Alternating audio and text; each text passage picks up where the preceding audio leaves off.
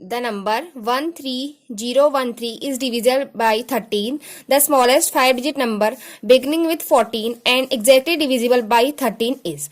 तो जो ये नंबर है 13013 ये 13 से इसको हम 13 से डिवाइड कर सकते हैं। एंड अब ये बोल रहा है कि 5 डिजिट का ऐसा नंबर निकालो जो 14 से डिवाइड हो, मतलब जो 14 से स्टार्ट हो और 13 से डिवाइड हो जाए।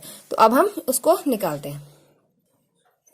तो हम सबसे पहले लेंगे स्मॉलेस्ट 5 डिजिट नंबर जो 14 से स्टार्ट होता है। तो स्मॉलेस्ट 5 डिजिट नंबर जो कि 14 से स्टार्ट हो रहा है हमारा, तो वो हो जाएगा हमारा 14000। तो इसमें 5 डिजिट है 1 2 3 4 5 और ये स्टार्ट किससे हो रहा है 14 से। और अब उसने क्या कहा है कि इसे 13 से डिविजिबल करना है। तो अब हम इसे 13 से पहले डिवाइड करके देखते हैं कि ये क्या होता है। तो 13 डिवाइड 14000, 13 बन जाए 13, ये हो गया हमारा 10। ठीक है, अब जो 13 का जो टेबल है वो 10 में जाता है नहीं, तो हमें यहाँ पे एक जो ये वाला जीरो वो नीचे चाहिए, तो हम यहाँ पे एक जीरो और बढ़ा देंगे तो ये वाला जीरो भी हमारा नीचे आ जाएगा। और 13 7 जा कितना होता है, 13 7 जा होता है 91। ठीक है, 13 7 जा 91 हो गया। अब हमारा 100 में से 91 ने माइनस किया तो कितना बचेगा, कितना बचेगा 9। ठीक है, तो हमें जो नेक्स्ट जीरो है इसको भी हम नीचे ले आएंगे। और फिर हमारा जो है नेक्स्ट है वह है 13 6 जा। अब हम 13 से 6 जा बार इसमें टेबल डालेंगे तो 13 6 जा होता है 78। तो हम इसको कर लेंगे हमें माइनस, ये जीरो है, जीरो में से 8 घटता नहीं है तो ये जीरो यहाँ से ले लेगा, कैरी लेगा, ये 10 हो जाएगा। 10 में से 8 माइनस करेंगे 2 बचेगा, यहाँ पे 8 बचा, 8 में से 7 माइनस किया तो 1 बचा। तो हमारे पास 12 जो है वो रिमाइंडर बच रहा है, पर उसने कहा है कि वो फुल्ली डिविजिबल होना चाहिए। तो the required number will be,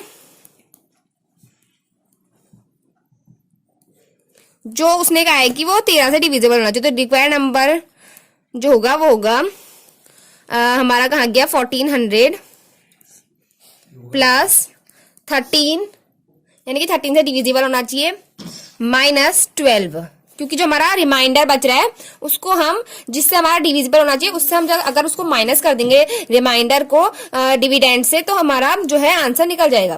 तो ये हो जाएगा हमारा 1400 नहीं 14,000 प्लस 13 में से अगर हम 12 माइनस करेंगे तो कितना बचेगा, 30 में से 12 माइनस करके कितना बचेगा 1 बचेगा। तो अभी हम 14,000 और 1 को अगर हम ऐड कर लेंगे तो हमारा कितना आएगा 14,001 आंसर। समझ में आ गया सबके? Yes. When 20.2 is multiplied by 18.01, the result rounded to complete numbers without decimals each. ये कह रहा है अगर हम 20.2 को 18.01 से मल्टीप्लाई करेंगे तो जो हमारा रिजल्ट आएगा वो इस तरीके से कंप्लीट हो जाएगी जिसमें हमारे दशमलव ना हो। तो चलो अब हम इसे करते हैं और देखते हैं कि इसमें हमारा जो आंसर आ रहा है वो यही आ रहा है जो ये कह रहा है कि दशमलव ना हो। ठीक है, सो लेट्स स्टार्ट। तो चलिए इसे करते हैं मल्टीप्लाई। तो पहला जो हमारा है वो है 20.2 मल्टीप्लाई 18.01। ठीक है, अब हम इसको मल्टीप्लाई करते हैं। अब मैंने 0.2 और 0.1 में कुछ अंतर दिख रहा होगा, लेकिन जो भी होता है हम जब भी मल्टीप्लाई ऐड या फिर डिवाइड या कुछ भी, मतलब डिवाइड नहीं, ऐड मल्टीप्लाई और माइनस जब भी करते हैं तो जो पॉइंट है वो उसकी एक लाइन रहती है, चाहे हमारा जो पॉइंट के बाद वाला अंक है वो आगे पीछे हो जाए पर पॉइंट अपनी एक लाइन पे रहता है। ठीक है, तो अभी हम यहाँ से डिवाइड शुरू करते हैं। तो 1 2 जा 2, 1 0 0, 1 2 जा 2। अभी हम यहाँ पे पॉइंट नहीं लगाएंगे क्योंकि अगर हमने यहाँ पे पॉइंट लगा दिया तो हमारा पूरा जो क्वेश्चन है पूरा गलत हो जाएगा। फिर हम मल्टीप्लाई करेंगे और अब जीरो से हम किसी भी चीज को मल्टीप्लाई कर रहे हैं तो वो ऑटोमेटिक जीरो हो जाती है, सबको ही पता होगा। अब हम 8 से मल्टीप्लाई करते हैं 2 को, 8 2 जा 16, 8 0 तो 0 हो जाएगा, तो जो 16 का 1 था जो कैरी था वो यहाँ 16 आ गया, तो 8 2 जा 16। ठीक है, ये बन गया ऐसे। अभी हमारा जो लास्ट है वो हो जाएगा 1 2 जा 2, 1 0 0, 1 2 जा 2। अब हम इसको ऐड कर लेंगे पूरा, 2 0 6 और 2 8, 1 और 2 3, 6 की 6, 1 और 2 3। ठीक है, इतना सबके समझ में आ गया ना। अब हम क्या देखेंगे कि यहाँ पे कितने जो थे हमारे पॉइंट थे, पॉइंट का कितने जो नंबर थे, 1 नंबर 2 नंबर 3 नंबर, तो हमारे पॉइंट का कितने हैं 3 नंबर है। तो हम यहाँ पे 36, तो जो हमारा आंसर है वो है 363.802। पर अभी हमसे इसने क्या कहा है कि जो आंसर है वो विदाउट डेसिमल्स में होना चाहिए। तो डेसिमल्स का एक रूल होता है, जब हमें डेसिमल हटाना होता है तो जो अगर हमारी जो नंबर है वो 1 to 5 के बीच में है तो जो हमारा डेसिमल होगा, मान लो अगर हमारा डेसिमल 360.2 है तो ये 360 बन जाएगा, ना कि ये 361 बनेगा। इसका जो 360 आंसर है वो सही रहेगा और जो 361 वाला है वो गलत हो जाएगा, क्योंकि ये 1 से लेकर 5 के बीच में। अगर यही चीज यहाँ पर 5 से लेके 10 या 5 to 10 के बीच में होती और यहाँ पर अगर 8 होता तो ये 361 सही होता, 360 हमारा गलत हो जाता। मतलब कि अगर हमारा 1 to 5 है तो हम नीचे आएंगे और अगर 5 to 10 है तो हम ऊपर जाएंगे। ठीक है, इतना सबकी समझ में आ गया ना। 1 to 5 है तो हम नीचे आएंगे और 5 to 10 है तो हम ऊपर जाएंगे। तो अभी हम यहाँ पे देखते हैं, यहाँ पे हमारा 5 to 10 के बीच में है, हमारा 8 है यहाँ पर। तो जो हमारा विदाउट डेसिमल नंबर जो हमारा आंसर होगा वो जाएगा 364 आंसर। ये आ गया सबकी समझ में? ठीक है, तो अभी हमारा जो क्वेश्चन है वो है on dividing 76076 by 13 the quotient is. तो ये पूछ रहा है कि अगर हम 76076 को 13 से डिवाइड करेंगे तो जो हमारा क्वोशिएंट आएगा वो क्या है। क्वोशिएंट मतलब कि अगर हम ये हमारा जो होता है जिससे हम भाग दे रहे हैं, जिसमें भाग जा रहा है और जितनी बार जा रहा है उसे हम कहते हैं क्वोशिएंट, और रिमाइंडर जो हमारे पास बच रहा है एक्स्ट्रा। तो अभी यहाँ पे हमें 4 ऑप्शन दिए हैं, पर अब हम क्या करेंगे, हम इसको सॉल्व करते हैं, फिर हमें पता चल जाएगा कि जो हमारा क्वोशिएंट है वो क्या है। तो 13 डिवाइड 76076, ठीक है। तो हम 13 से इसको डिवाइड करते हैं। तो 13 का टेबल 76 में कितनी बार जाता है, यानी कि 76 से छोटी संख्या जो 13 के टेबल में आती है, तो पहले हम उसको निकालते हैं। ठीक है, तो अभी हम 13 से इसको डिवाइड करते हैं। तो 13 5 जा 65। अब हम इसको यहाँ पे माइनस कर लेते हैं। 6 में से 5 गया, कितना बचा, 1 बचा। ठीक है, 7 है 6 माइनस गया, कितना बचा, 1 बचा। अब हमें जो 0 था इसको नीचे उतार लिया।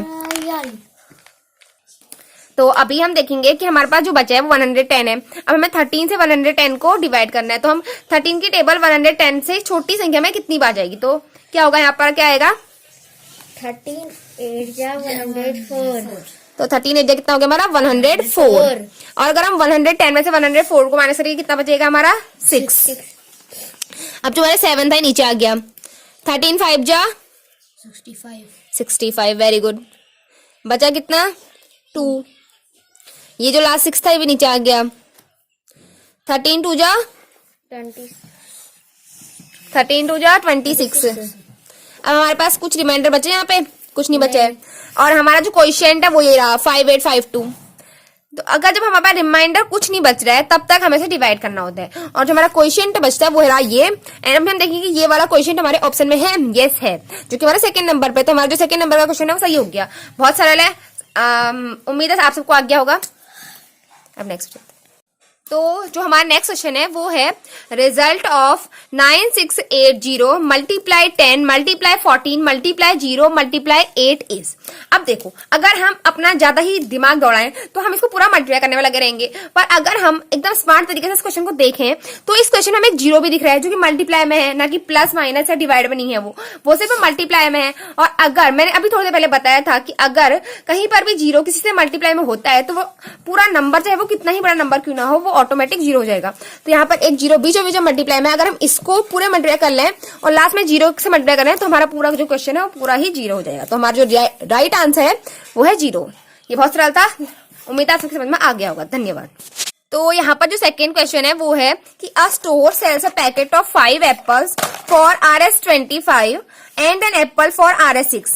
If a woman purchase 27 apples, how much amount she will give. ठीक है, तो ये पूछ रहा है कि एक जो दुकानदार है वो 5 एप्पल्स को तो 25 में बेच रहा है, लेकिन अगर हम उससे 1 एप्पल खरीद रहे हैं तो हमें 6 रुपए में बेच रहा है, यानी कि 6 रुपए से बेच रहा है, यानी कि 1 एप्पल में वो 1 रुपए का फायदा ले रहा है। और अगर हम 5 एप्पल ले रहे हैं तो हमें वही 5 एप्पल 1 रुपए से कम में मिल जाएंगे। अगर हम 5 एप्पल लेंगे तो हमें 25 के मिलेंगे, और अगर हम 1 एप्पल लेंगे तो हमें 1 एप्पल 6 का मिलेगा। वैसे अगर हम 5 के साथ लेंगे तो हमें 1 एप्पल 5 का पड़ रहा है, पर अगर हम 1 एप्पल खाली अकेला ले रहे हैं तो हमें 6 का पड़ रहा है। तो अगर एक जो महिला है, एक वुमेन है, वो 27 एप्पल्स ले रही है तो उसको कितनी अमाउंट पे करनी पड़ेगी। तो चलिए अब हम इसे देखते हैं। तो हमने क्या देखा था कि 5 एप्पल्स का रेट कितना था, 5 apples is equal to 25 and 1 apple is equal to 6 rupees, 25 rupees and 6 rupees. अब जो लेडी थी उसने कितने एप्पल्स लिए थे, उस दुकानदार से 27 एप्पल्स। तो अब हमें 27 एप्पल्स का निकालना है। तो हम क्या करेंगे, सबसे पहले हम देखेंगे कि 27 एप्पल से तो कितने जोड़े एप्पल लेगी। जोड़े मतलब कि वो कितने एप्पल का पूरा एक पैकेट ही लेगी। जैसे 5 एप्पल से पैकेट मिल रहा है दुकान में, जैसे ये 5 एप्पल से पैकेट है और ये 1 एप्पल है। अब तुम्हें ज्यादा एप्पल लेने हैं तो तुम पहले एक पैकेट ही ले लोगे जिसमें तुम्हारे जो एप्पल है पूरे आ जाए। अब उसने 27 में जो है 5 के हिसाब से कितने लेगी वो, 5 एप्पल 25 का आ रहे हैं, उसने ले 27 एप्पल, तो उसे 27 एप्पल के लिए कितने 5 एप्पल लेने पड़ेंगे। तो हम देखेंगे 27 से हम 5 से 27 को हम डिवाइड कर लेते हैं यहाँ पे सिंपली, तो उससे हमारा जो आंसर निकल जाएगा 5 5 जा 25 और फिर हमारा कितना बचा 26 और 27 2 बचा। ठीक है, यानी कि उसमें 5 पैकेट 5 एप्पल के लेने होंगे और 2 पैकेट एक एक करके लेने होंगे, मतलब 2 एप्पल सिंगल लेने होंगे और 5 एप्पल पैकेट वाले लेने होंगे। तो अब वो क्या करेगी 25 एप्पल सॉरी, वो 25 एप्पल जो है मतलब नहीं 5 पैकेट बनेगी 25 एप्पल। ठीक है, जैसे एक पैकेट जो है 5 एप्पल का वो हमारा 25 रुपीज का आ रहा है ना, एक एप्पल, मतलब उसे हम एप्पल का पैकेट मान के चलते हैं। अगर हमारा एक एप्पल का पैकेट 25 रुपए का आ रहा है, तो अगर हमें 5 एप्पल के पैकेट लेने हैं तो हमारे से कितने एप्पल होंगे, एक पैकेट में 5 एप्पल होते हैं, तो 5 पैकेट होंगे 25 एप्पल। 25 एप्पल हमें पड़ेंगे कितने रुपए के, 25 मल्टीप्लाई बाय 25। ठीक है, तो अभी हम इसको मल्टीप्लाई करते हैं यहाँ पे, 25 5 जा 125, 5 हमारे यहाँ पे आ गया, 12 हमारा कैरी हो गया, 25 2 जा 50 और 10 60 और 2 62, यानी कि हमें 25 एप्पल हमें पड़ गए कितने रुपए के, 625 रुपीज के। ठीक है, अब हमें क्या निकालना है, जो हमारे हमें तो 27 एप्पल खरीदने थे ना, हमने तो 25 एप्पल ही खरीदे, अभी हमें 2 और खरीदने हैं जो कि हमारे पास यहाँ पे रिमाइंडर में थे। अब हमें 2 एप्पल जो इनको हम अलग से खुले खरीदेंगे, और अगर हम खुले खरीदेंगे तो हमें 2 एप्पल के ज्यादा पैसे पे करने पड़ेंगे, यानी कि एक एप्पल 6 रुपए का, तो 2 एप्पल हमारे देंगे 2 × 6 इज इक्वल टू 12 रुपीज के। अब उस लेडी ने टोटल कितने रुपए पे किए हैं, तो अब हम ऐड कर लेंगे 625 प्लस 12 इज इक्वल टू कितने हो जाएंगे हमारे, 5 और 2 7, 2 और 1 3 और 6 की 6, तो हमारे टोटल में पैसे पे करने हैं 637 रुपीज। सबके समझ आ गया ना। तो हमारे पास जो क्वेश्चन है वो है, in an examination Karan got 10 marks more than Bhavna, Isha got 5 marks less than Bhavna, if trio get a total of 170 then what is the marks obtained by Isha. तो ये क्वेश्चन बोल रहा है कि एक एग्जाम पेपर में जो करण नाम का एक लड़का है वो 10 नंबर कम लाया है भावना से, वो भावना से 10 मार्क्स लेस लाए हैं, और एक ईशा नाम की लड़की है जो कि भावना से 10 नंबर ज्यादा लाया है, जो करण है मोर देन भावना, यानी कि भावना से 10 नंबर ज्यादा लाया है, और जो ईशा नाम की लड़की है वो भावना से 5 नंबर कम लाई है, यानी कि जो भावना है वो हमारी मेन है, जिसमें करण के उसके 10 नंबर ज्यादा हैं और ईशा के 5 नंबर कम है, तो हम पहले भावना के नंबर निकालेंगे, तभी हमें करण और ईशा के नंबर पता चल पाएंगे। और ये कह रहा है कि अगर तीनों मिलकर, यानी कि इफ ट्रियो मतलब कि तीनों जो बच्चे हैं, तीनों बच्चे मिलकर अगर 170 नंबर ला रहे हैं तो ईशा कितने नंबर लाई होगी, वो पूछा ईशा के नंबर। तो हम ईशा के नंबर कैसे निकालेंगे, हमें तो ईशा के नंबर पता ही नहीं है, हमें तो खाली इतना पता है कि ईशा जो है भावना से 5 नंबर ज्यादा लाई है, तो मेन कौन है हमारे यहाँ पे, मेन है जो है भावना है। तो अब हम क्या करेंगे, पहले भावना के निकालेंगे उसके बाद हम ईशा के निकालेंगे। तो ठीक है, तो अब हम भावना के निकालते हैं। देखो, तो अभी हमें यहाँ पे किसी के भी नंबर पता नहीं है, लेकिन हमें भावना जो हमें उनके पता है कि इसके एक के 5 मोर है और एक के 10 नहीं, एक के 5 लेस है और एक के 10 मोर है, तो भावना जो हमारी मेन है, तो हम भावना को मान लेते हैं x, Bhavna is equal to x marks. ठीक है, ये x हो गया भावना का। एंड उसके बाद करण की क्या थे, करण के जो थे भावना से 10 मार्क्स मोर थे, तो Karan is equal to x plus 10, यानी कि उसके जो भावना से 10 नंबर ज्यादा है। और ईशा के क्या थे कि भावना से 5 नंबर कम थे, तो Isha is equal to x minus 5, यानी कि जो भावना है उसके x है, करण के x प्लस 10 है, यानी कि भावना से 10 नंबर ज्यादा है और ईशा के भावना से 5 नंबर कम है, तो x माइनस 5 हो गया। अब हमने क्या लिखना है, ट्रियो यानी कि तीनों जो बच्चे हैं वो तीनों मिलाकर कितने नंबर आए थे हमारे, 170। अब हम क्या करेंगे, ट्रियो की जगह पे हम यहाँ पे लिखेंगे x plus 10 plus x minus 5। ठीक है, x plus 10 plus x minus 5 is equal to 170। ठीक है, अब हम यहाँ पे करेंगे 1 2 3x है और तीनों ऐड में है, तो 3x हो जाएगा, plus 10 minus 5 is equal to 5। ठीक है, इज इक्वल टू हमारा क्या आया, 170। अब हम क्या करेंगे, 3x is equal to 170 minus 5, तो जो हमारा आगे होगा 165 तो हमने वहां पे क्या किया था 3x is equal to 170 minus 5। तो अगर हम 170 से 5 माइनस करेंगे तो कितना आएगा 165 गुड। तो हमारा क्या आएगा 165। तो 3x इज इक्वल टू हमारा कितना आ गया 165। तो अब हमने x की वैल्यू निकालनी है, यानी कि x कौन है हमारी भावना। तो भावना की वैल्यू निकालने के लिए हम क्या करेंगे x is equal to 165 upon ये जो 3 था ये यहाँ डिवाइड में आ गया। कैसा आया ये सबके समझ में आ गया, क्योंकि यहाँ पे 3 जो था वो मल्टीप्लाई में था, 3 मल्टीप्लाई x था। और यहाँ पे जब कोई भी 3 अगर वो 3 प्लस एक्स होता तो यहाँ के वो 3 माइनस 3 नहीं, अगर 3 प्लस एक्स इक्वल टू 130 होता तो सामने साइड जाके x is equal to 130 minus x 130 minus 3 हो जाता, क्योंकि यहाँ प्लस था वो। जब भी कोई भी एक तरफ से दूसरी तरफ जाता है तो उसका जो भी चिन्ह होता है वो उसका अपोजिट हो जाता है। जैसे अगर प्लस है तो माइनस, माइनस है तो प्लस, डिवाइड है तो मल्टीप्लाई और मल्टीप्लाई है तो डिवाइड। ये सबके समझ में आ गया इतना। Yes sir. ओके तो अब हम आगे बढ़ते हैं। हम 3 से 165 वो करते हैं कैंसिल, ठीक है। तो हम जब 3 से 165 कैंसिल करेंगे तो 3 5 जा 15 और हमारा जो एक था वो हासिल आ गया। यानी कि अभी आप लोगों को शायद समझना है तो मैं इसको डिवाइड करके दिखा देती हूँ। 3 5 जा 15, 16 में से जो 15 माइनस के कितना बचा हमारा 1, 5 का 5 उतर गया तो 3 5 जा 15 और 15 में से 15 गया कुछ नहीं बचा। तो हमारे जो x की वैल्यू कितनी आ गई 55। तो x की वैल्यू हमारी आ गई 55। तो x कौन था हमारा भावना। तो भावना इज इक्वल टू कितना हो गया हमारा 55। अब हमने किसकी वैल्यू निकालनी थी ईशा की। तो ईशा के भावना से कितने ज्यादा नंबर थे, Isha is equal to x minus 5। Isha के भावना से 5 नंबर कम थे ना, यहाँ पे लिखा है देख सकते हैं। Isha is equal to x minus 5, ठीक है। तो अब हमने x की वैल्यू हमें आ गई है पास, तो अब हमें निकालनी है ईशा की वैल्यू। तो ईशा की वैल्यू जाएगी हमारे पास, x की वैल्यू कितनी आ गई 55 minus 5 is equal to 50। Answer आ गया, सबके समझ आ गया ना, बहुत इजी था ना। चलो तो हमारा जो नेक्स्ट क्वेश्चन है वो है Ram purchased a book for 178 and medicine for 248. He gave a 500 rupees note to the shopkeeper. The remaining amount got by Ram is. तो राम नाम का एक लड़का है, उसने क्या 178 यानी कि 178 रुपए की उसने किताब खरीदी, 178 की सिर्फ बुक खरीदी एंड उसके बाद 248 का मेडिसिन खरीद दी, 248 ने दवाई खरीद ली। अब वो उसने जो है दुकानदार को 500 रुपए का नोट दिया है। तो अब हमने ये बताना है कि दुकानदार उसको कितने रुपए वापस करेगा, अपने जो दवाई और किताब के काट के दुकानदार से कितने रुपए वापस देगा। तो अब हम इसे निकालते हैं। चलिए तो अब हम इस क्वेश्चन का आंसर निकालते हैं। तो स्टूडेंट जो हमारा क्वेश्चन था वो ये था कि राम नाम का एक लड़का था जिसने किताबें और दवाइयां खरीदी थी और उसने 500 का नोट जो दुकानदार को दिया था। तो अब उसने बताना था कि उसे कितने रुपए वापस मिलेंगे। तो उसने जो बुक थी वो कितने की खरीदी थी 178 रुपीज। तो बुक इज इक्वल टू उसने ली थी 178 रुपीज की और उसने मेडिसिन कितने की ली थी 248 rupees. Medicine is equal to 248 rupees और उसने टोटल कितने पैसे दिए थे 500 रुपीज। ठीक है, टोटल तो उसने दिए थे 500 रुपए, total is equal to 500 rupees ने दिए थे। अब उसको कितने पैसे रिमेनिंग मिलने चाहिए है ना, ये आंसर निकालना है ना हमने। Remaining is equal to how much. तो अब हम क्या कर लेंगे, सिंपली पहले हम इन दोनों को ऐड कर लेंगे, बुक और मेडिसिन के पैसे हम ऐड कर लेंगे।